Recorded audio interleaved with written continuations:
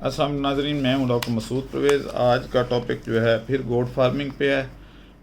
आज चीदा इसमें जो पॉइंट हम करेंगे कवर, वो आपके सामने मैं पहले हाईलाइट्स जो हैं वो बता देता हूं। नंबर 1 तो हम इसमें ये डिस्कस करेंगे कि ये कर क्यों रहे हैं। आज के दौर का मुनाफा बख्श जो कारोबार है वो बकरी फार्म कैसे बन गया है।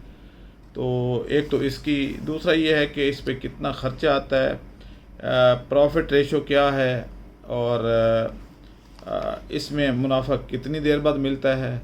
ये सारी चीज़ें जो हैं इसमें बारी बारी हम डिस्कस करेंगे।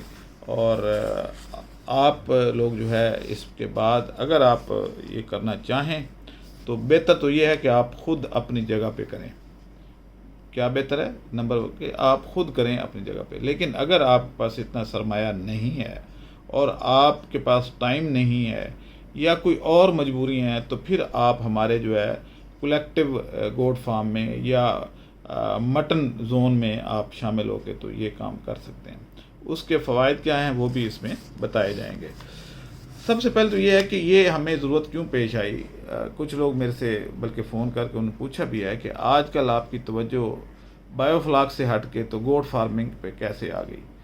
तो अगर तो आप मेरे भाई इसलिए पूछ रहे हैं कि भाई क्योंकि आपके जहन में होगा कि जो फ़िश फार्म करता है उसको बकरी का तो पता ही नहीं होगा। तो ऐसी बात नहीं है। वेटनरी डॉक्टर गाय, भैंस, ऊँट, बकरी, मुर्गी सब के लिए होता है, उसमें मछली भी शामिल है। तो हमारी एक्सपर्टीज़ जो हैं वो हर फील्ड में होती हैं। अब ये क्यों मुनाफा बख्श हुआ है और मैं अब इस पे प्रोग्राम ज़्यादा क्यों डाल रहा हूँ, ये एक वैलिड क्वेश्चन है। वो इसलिए डाल रहा हूँ कि जो पिछले 2-3 माह में जो सिनेरियो चेंज हुआ है, जो गवर्नमेंट हमारी ने हमारे ऊपर एक अजाब नाज़िल कर दिया है बिजली के बिलों का, उसकी वजह से अब फ़िश फार्मिंग में या बायोफ्लाक फ़िश फार्मिंग में प्रॉफिट बहुत कम होता जा रहा है तेज़ी से। वजह यह है कि जैसे जैसे बिल आ रहा है, तो जिसने मोटरें लगाई हुई हैं 1 HP की, तो 1 HP की मोटर का जो मेरा बिल आया है वो आया है 70,000 रुपये। और इसी तरीके से लोगों का भी आ रहा होगा। डेफिनेटली सबके रेट तो एक जैसे ही हैं। तो ये वजह बन रही है कि बिजली बहुत महंगी हो गई है। और अगर आप पानी भी साथ में करते हैं तो पानी भी बिजली खर्च करके ही आता है, तो वो उसको और महंगा कर देता है। तो प्रॉफिट की जो रेशो है वो कम होती जा रही है।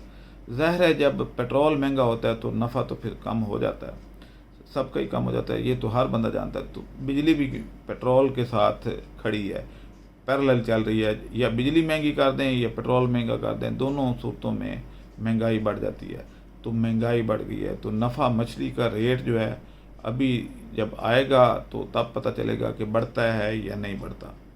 तो ये एक वजह है जिसकी वजह से गोट फार्मिंग। अब गोट फार्मिंग में क्योंकि बिजली की कोई खातिर ख़ास ज़रूरत नहीं है, बकरियां जो हैं दिन को चराई करती हैं और रात को आराम से सुकून से बैठ के सो जाती हैं। क्योंकि मछली की तो आंखें हर वक्त खुली रहती हैं, वो बंद कर ही नहीं सकती। तो इसलिए उसकी दूसरा ये है कि उसको ऑक्सीजन जो है वो आर्टिफिशियली दी जाती है, तो इसलिए उसको बिजली की हर वक्त ज़रूरत रहती है। उसकी पानी को भी चेंज करना पड़ता है कि गंदगी अंदर न रह जाए। तो इधर गोट फार्मिंग में हमें ये सहूलत है कि इसमें बिजली का इस्तेमाल कम से कम है। इस पे यूँ समझ लें कि इस पे IMF के जो ज़ोर है वो नहीं चलता, क्योंकि ये चलती तो अपने टांगों पे है। और जो इसमें बिजली जो है उसकी कोई ज़रूरत नहीं है। तो हीटिंग के लिए हम ग्लिसरॉल्डिहाइड इस्तेमाल करेंगे जो कि चीपर सोर्स है। तो इस तरीके से हम इसको आसानी से पाल सकते हैं। तो इसलिए मेरी तवज्जो इस तरफ हो गई है कि या तो डेयरी फार्मिंग यानी कटा बच्छा फार्मिंग की जाए या फिर ये की जाए। तो क्योंकि ये रेप्लिकेशन जल्दी होती है इसकी, और मटन का जो रेट है वो तक 2000 को टच कर रहा है, तो इसलिए इसमें मुनाफा इसमें बढ़ गया। अब महंगाई के इस दौर में अब इसमें नफ़ा बेहतर हो गया है क्योंकि इसमें बिजली का इस्तेमाल नहीं है। और तीसरा जो प्लस पॉइंट है वो ये है कि मेरे पास क्योंकि 25 एकड़ जगह थी, तो उसमें से मैं 4.5 एकड़ पे इसको उसकी चार दीवारी तो नहीं, जिसको कहते हैं जाली लगा के, तो उसकी फेंसिंग करके तो उसमें इसकी ग्रेजिंग करवाऊँगा। लूसन और नेपियर ग्रास मेरे पास होगा और उससे ये पलेगी। अब अगला जो था कि इसमें अखराजात कितने आएंगे और कितना मुनाफा होगा, तो वो भी मैं आपको बता देता हूँ। एक बकरी ऑन द एवरेज जो है वो 35,000 की पड़ेगी, जो नॉन प्रेग्नेंट होगी। उसको एक महीने में वो प्रेग्नेंट हो जाती है, क्योंकि बकरे तो अंदर ही फिर रहे होंगे।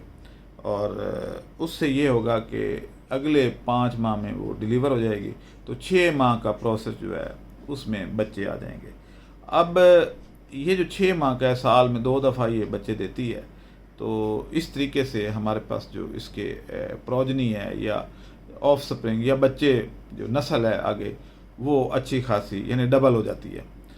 अब इसमें ये होगा कि आप अगर अंदाज़ा लगाएं कि जो प्रेग्नेंट बकरी है हमारे, मैं इसकी बल्कि वीडियो भी डाल देता हूँ कि इस बकरी का 70,000 रुपये इसकी डिमांड है और इसकी कल बिक गई है। और ये बिकी है, यानी एक बकरी 70,000 की अगर बिके तो आपने ली 30 या 35 की, तो वो डबल रेट पे बिकी। लेकिन उसने जो बच्चे दिए वो भी 6 माह बाद में जवान हो गए, तो आपको यानी 70 के साथ 70 बच गया। बाकी आपने जो इसकी खुराक की मद में और बाकी चीज़ों की मद में 5 माह का जो हमारा प्रोसेस है, जिसमें जेस्टेशन पीरियड है इसका, तो वो आपने देने हैं 15,000 रुपये। इसमें थोड़े बहुत प्लस माइनस हो सकते हैं कि अगर कोई वैक्सीनेशन वगैरह इन्वॉल्व होती है, तो वो खैर नॉमिनल से होते हैं, वो कोई इतने ज़्यादा नहीं होते। तो अगर आप 70 की बजाय आप 75 काउंट कर लें इस खर्चा, तो 75 लगा के अगर 70 या 65 भी बच जाए तो ये बहुत ज़बरदस्त प्रॉफिट है। अब कुछ लोगों को ये एतराज़ भी है कि भाई ये जो है इसके बच्चे मरते बहुत ज़्यादा हैं। बिल्कुल बहुत ज़्यादा मरते हैं, और हम कोशिश करेंगे कि इनको जो है बचाएं। जो न्यू प्रैक्टिसेस आई हैं, जो मॉडर्न प्रैक्टिसेस हैं गोट फार्मिंग की, तो वो अप्लाई करें और इनको बचाएं। इनकी हीटिंग का, सर्दियों में ज़्यादा बच्चे मरते हैं, गर्मियों में इनको कोई, यानी धूप से बकरियों को कोई परवाह नहीं होती। शायद आपके इल्म में होगा कि इसका जो बॉडी टेम्परेचर है वो 104 के बराबर होता है, तो वो इनको कोई इतनी गर्मी नहीं लगती, सर्दी बहुत ज़्यादा लगती, तो हम इसमें हीटिंग का अरेंजमेंट करेंगे। बाकी जो है इसका फर्श वर्श वो भी हम मॉडर्न, जैसे वुडन है तो वो करेंगे, और उससे बीमारियों के चांस जो है वो बहुत कम हो जाते हैं। लेकिन फिर भी अल्लाह की हाथ में होता है सारा कुछ। जान की गारंटी तो किसी की भी नहीं दी जा सकती। तो अब ये कोई कहे जी कि क्या इसमें 100% गारंटी है, तो मेरे भाई 100% गारंटी नहीं है। ज़िंदगी की गारंटी तो कोई भी नहीं दे सकता। तो लेकिन ये है कि मॉडर्न प्रैक्टिसेस अप्लाई करते हुए इसमें चांसेस कम हो जाते हैं, यानी रिस्क कम हो जाता है। और अगर आप अपने तय करते हैं तो रिस्क शायद ज़्यादा हो, तो उस सूरत में आप को ज़्यादा नुकसान का ख़तरा हो सकता है। तो जो इज्तमाही होगा उसमें नुकसान का ख़तरा ज़रा कम होता है। अब ये है कि इसकी जो सेल है वो कैसे होगी, तो इसकी सेल के 2 तरीके होंगे। एक तो ये होगा कि आप हमें कह दें और हम सेल कर दें, और दूसरा ये है कि आप अगर लेके जाना चाहें अपनी बकरियों को तो आप लेके जा सकते हैं। सबके पाँव में हम एक टैग लगाएंगे, और अगर खुदा न खास्ता कोई मिसहैप होता है तो आप आके देख सकें कि वाकई वही बकरी थी। तस्वीरें वगैरह उसकी हम आपको जब भी आप ऑन डिमांड चाहें तो वहाँ से ले सकते हैं। अब इसकी हमने आगे जो नकासी है, वो जो मेल होंगे, अगर आपकी बकरी ने मेल किड्स दिए, तो उस सूरत में हम वो बड़ा करके कसाई को या कुर्बानी पे लागत हो जाएगी। अब जो हालात हैं उसमें बड़े जानवरों की कुर्बानी जो है वो स्लो हो जाएगी, यानी जो 3-3 लाख का बकरा लेके लोग ज़िबा करते थे, तो अब वो तादाद थोड़ी सी कम हो जाएगी, क्योंकि अब लोगों की कैपेसिटी उतनी नहीं रहेगी। अगले साल ईद तक क्या हालात होते हैं, कितने लोग कुर्बानी करने के काबिल रहते हैं या नहीं रहते, वो तो अल्लाह ही बेहतर जानता है। लेकिन ये है कि जो एक्सपेक्टेड है कि लोग अब छोटे जानवर पसंद करेंगे, क्योंकि ये उनकी रेंज में आ जाएगा। अगर उनको बकरा 30-35 हज़ार में मिल जाता है तो मेरा ये ख्याल है कि वो उसी पे इक्तफ़ा करेंगे, बजाय इसके कि वो लाख या 1.5 लाख का, क्योंकि होगा ही नहीं तो कैसे करेंगे। तो ये चीज़ें जो हैं इसमें शामिल हैं। कुछ मैंने कहा आपको ब्रीफिंग दे दी जाए। तो पहला जो है वो हम जंग फैसलाबाद रोड पे बना रहे हैं। तो वहाँ पे सोलर सिस्टम भी लगा हुआ है, पानी की वाफर सप्लाई मौजूद है, और बाग भी लगा हुआ है, और सारा कुछ है। तो वहाँ पे अगर कोई विज़िट करना चाहे तो हमारे से लोकेशन लेके तो वहाँ विज़िट कर सकता है। और वहाँ पे क्योंकि हमारे लेबर फोर्स भी मौजूद है जो इसको संभालेगी, तो ये सारी चीज़ें जो हैं हमारे पास होंगी। तो अब आप अगर अपना डिसीजन देना चाहें और आप शामिल होना चाहें तो वो शामिल हो सकते हैं। अगर कोई क्रिटिसाइज़ करना चाहे तो कर सकता है, उसको खुली इजाज़त है, वो कमेंट्स में डाल सकता है, और फ़ोन करके भी हमें सवालात कर सकता है। चाहे सवालात कड़वे भी हों तो कोई मसला नहीं है, हम जवाबात देने को तैयार हैं, लेकिन तमीज़ के दायरे में रह के करें, बदतमीज़ी नहीं चलेगी। तो ये चीज़ें मलूज़ खातिर रखें। अब मुझे इजाज़त दें। अल्लाह हाफ़िज़।